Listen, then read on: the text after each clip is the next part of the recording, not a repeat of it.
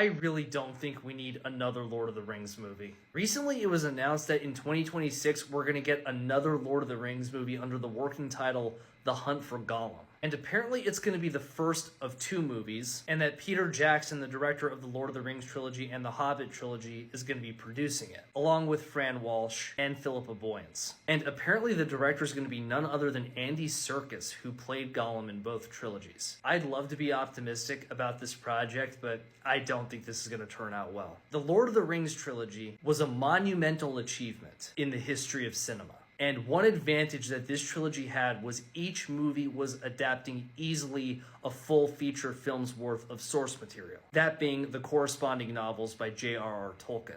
This was not the case with the Hobbit trilogy. They decided to make 3 films out of a single book and just a smattering of source material, I believe the appendices. And the quality of the films suffered massively from this. As for Amazon's The Rings of Power, I never watched this because I heard it was terrible and suffered from the same problem as well as many others. After what happened with the Hobbit trilogy, never mind The Rings of Power, the idea of adapting Tolkien's work from a diminishing well of source material just seems like a bad idea to me. Now, full disclosure, I am not an expert in Professor Tolkien's literature, so I don't know what exactly the story of this new Lord of the Rings movie is going to be. But since the working title of this movie is The Hunt for Gollum, I've heard some people say that the story could be about Gandalf sending Aragorn to find Gollum before the armies of Mordor can capture him and get him to tell them the location of the One Ring. I've never read the books, so I could be wrong here, but from what I understand, the source material on this part of the Lord of the Rings story